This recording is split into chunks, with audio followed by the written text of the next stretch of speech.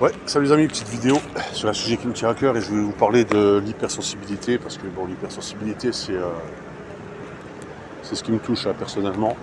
Moi j'ai toujours été, voilà, j'ai toujours eu cette hypersensibilité, hyper sensibilité qui me caractérise déjà depuis que je suis tout petit, hein. Sauf qu'avant, dans ma jeunesse, je savais pas, on n'arrivait pas à mettre vraiment de qualificatif sur ce que c'était que l'hypersensibilité. On disait que j'étais un enfant sensible, mais voilà quoi. Mais je ne savais pas à quel point ça pouvait faire souffrir en fait. L'hypersensibilité, ça peut véritablement vous enfermer dans une carapace, non pas parce que ça vous plaît, mais c'est juste une protection en fait. Et c'est pour ça, des fois, j'entends dans mon entourage beaucoup de personnes qui me parlent comment dire, comment ils appellent ça encore, de bienveillance, tout ça, les uns envers les autres. Mais en fait, quand tu es vraiment sensible, hypersensible, et tu sais à quel point c'est douloureux le contact avec les autres, la vie en communauté, le partage, des fois ça peut être dur parce qu'en fait l'hypersensibilité ça se joue sur vraiment plusieurs paramètres. Il y a la vue, l'odorat, le toucher, il y a énormément de choses qui font que l'hypersensibilité, qui peuvent perturber un hypersensible en fait. Et ça peut vraiment perturber pas dire ses sens, mais toutes ces appréciations, elles peuvent être perturbées par l'hypersensibilité. C'est-à-dire tu peux rencontrer une personne qui est super sympa, mais il y a un truc qui fait que un regard, une intonation, un geste, qui fait que ça te perturbe. Ça peut perturber les analyses, parce que tu seras véritablement plus que dans le ressenti et l'émotion en fait. Voilà, l'hypersensible, il ressent les choses, d'accord ? Et je continue de dire que l'art, c'est véritablement un exutoire. C'est un bon moyen, on va dire, de poser sur papier, sur tableau, ce que vous voulez. Pour les peintres et les dessinateurs, je parle. Après, pour les musiciens, ça sera de la musique peut-être, mais c'est un bon moyen d'exprimer et de faire parler l'inconscient. Parce que souvent, l'inconscient a beaucoup de choses à nous dire. L'inconscient, a beaucoup possède un univers. Et il faut un moment que ça sorte, il faut que cet univers puisse s'exprimer, sortir librement. Donc on va dire, c'est une aide pour l'hypersensible que de créer, quoi. Ça peut être une aide. Parce que souvent les hypersensibles sont des gens créatifs. Ou même s'ils ne le sont pas, ils ont un potentiel créatif en eux qui cherche qu'à se développer en fait.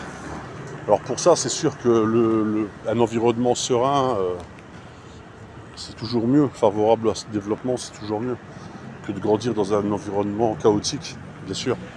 Parce qu'un environnement chaotique, ça va vous faire perdre du temps, ça va vous faire douter, ça va vous faire un entourage qui peut être toxique, ça peut vous faire douter de vos capacités, peut passer son temps à vous rabaisser, donc ce qui fait que c'est compliqué, mais on peut toujours s'en sortir.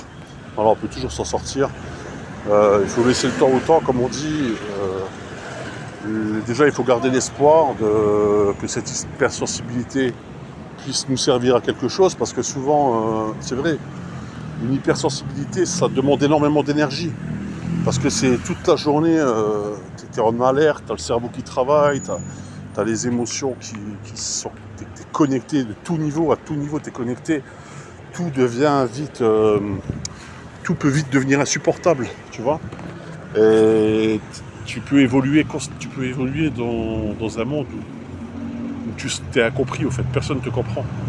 Personne ne te comprend. Ce qui paraît pour la majorité des gens marrant, sympa, toi ça peut vite être insurmontable. Et voir le contraire, toi tu peux supporter des choses que les autres gens ne supportent pas. Tu sais, c'est vraiment, quand tu es dans l'hypersensibilité, tu es vraiment sur une corde sensible de cette sensibilité justement. Tu réceptionnes le vivant comme une antenne, tu vois, tu réceptionnes ton environnement, vraiment tu vibres au moindre truc, tu analyses tout, tu es tout le temps dans le mental aussi, tu sais. Souvent l'hypersensible c'est quelqu'un qui réfléchit beaucoup, qui a des pensées ruminantes, parce qu'il va chercher il va chercher une solution, tu vois, de comment gérer ses problèmes, comment gérer les conflits avec les autres. Parce que souvent, l'hypersensible aussi, il rentre en conflit avec les gens. Voilà, parce que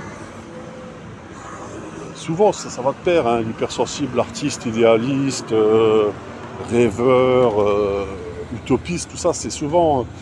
tu regardes les grands utopistes, les grands artistes sont souvent des gens hypersensibles et qui avaient des fois souvent du mal à se fondre, on va dire, dans la communauté. Donc ça peut être compliqué. Je pense notamment à Nikola Tesla, tu vois, des grands artistes, Edvard Munch, tous ces gens-là, même, comment ils s'appellent, les grands savants, les grands scientifiques. Tu sais, c'est souvent cette sensibilité qui les font dépasser d'un cap, tu vois. Les autres, en fait, on va dire pas les normaux pensants, mais les gens qui n'ont pas cette sensibilité, justement, qui vont suivre, voilà, ils vont faire leur truc, on va leur dire ce qu'il faut faire, voilà, ils suivent la vie comme ils l'entendent, mais l'hypersensible, souvent, voilà, il a soit cette hypersensibilité peut être un moteur, voilà, ça peut être moi j'essaie que ce soit un moteur, alors je vais pas vous cacher que des fois, l'hypersensibilité, ça me paralyse complètement, ça me bloque dans mes projets, ça me bloque dans mes pensées, ça peut me faire douter aussi. Pendant des semaines et des semaines, je vais douter, je vais commencer un truc, et tout d'un coup, hop, je vais me mettre à douter. Pourquoi ? Parce que cette hypersensibilité n'arrête pas de me faire remettre en question. Voilà, par rapport à ce que je fais, par rapport à qui je suis aussi. Tu vois ? Donc c'est très fatigant. Moralement, physiquement, c'est hyper fatigant. Alors c'est pour ça, si vous avez un entourage, on va dire, de gens qui ne vous comprennent pas, ça va être compliqué. Il faut aller vers des gens qui vous comprennent, un minimum, on va dire, vous sentir compris. Il faut être dans un environnement qui vous aide quelque part à vous exprimer. C'est pour ça un collectif d'artistes, un club, voilà, de musique, de ce que vous voulez, ça peut aider parce que vous allez rencontrer des gens comme vous. Vous allez rencontrer, ça, ils ne vont pas vibrer sur les mêmes cordes que vous, mais il va y avoir ce lieu commun qui est la sensibilité. Et des fois, vous allez vous comprendre. Voilà, en général, les hypersensibles, ils se comprennent entre eux. Ils n'ont pas besoin de trop parler, tu vois.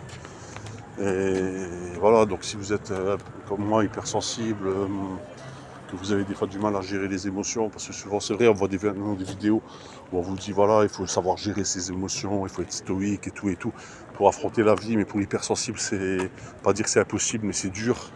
Donc il faut à chaque fois trouver on va dire des palliatifs, pas forcément combattre cette chose-là, mais trouver un moyen de vivre avec, en fait. Voilà, c'est un moyen de vivre avec. C'est possible, je dis pas que c'est impossible, mais voilà. Donc, alors voilà, c'est ce que je vous dis, je vous encourage à créer, à faire de la peinture. Moi, je vais continuer mes vidéos. Là, prochainement, il y a une exposition sur les villes futuristes. Donc, j'ai posté une petite peinture. Là, je suis en train de terminer ma peinture. Mercredi prochain, je la termine. Donc, je vais vous montrer la vidéo. C'est format A3 maximum, je ne peux pas dépasser. Donc voilà, donc je vais vous montrer ce que c'est. Et je vous dis les gars, les gens qui sont sur ma chaîne, tenez bon. Tenez bon si vous êtes comme moi hypersensible, parce que je sais que la vie est dure, la vie est compliquée. C'est pas évident, cette sensibilité. Ça peut être vraiment paralysant aussi, comme on dit, parce qu'on cherche à se protéger. Et souvent les gens qui pensent que vous n'êtes pas altruiste ou quoi, c'est qu'ils n'ont rien compris, parce que l'hypersensible, justement, il va chercher à se protéger. Donc pour ceux qui prônent la bienveillance tous les 5 minutes, ils ne savent pas qu'est-ce que c'est que d'être hypersensible. Voilà. Parce que quand tu es hypersensible, tu ne vas pas prôner la bienveillance tous les 5 minutes. Tu essaies de te protéger des autres et aussi de toi-même, parce que tu sais que cette hypersensibilité peut te mener vraiment à des choses catastrophiques. Voilà, des choses catastrophiques. Je pense notamment au peintre Gérard Garouste, qui lui a fait plusieurs vidéos là-dessus.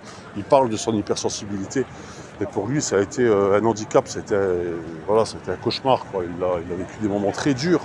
Voilà, bon, moi, j'en suis pas encore là. Enfin, j'en suis pas là, mais je ne vais pas rentrer dans les détails, mais je sais ce que c'est, quoi. Je peux comprendre. Donc, pour quelqu'un qui n'a pas vécu ça, il ne peut pas savoir ce que c'est. Moi, je sais ce que c'est. Ciao, les amis.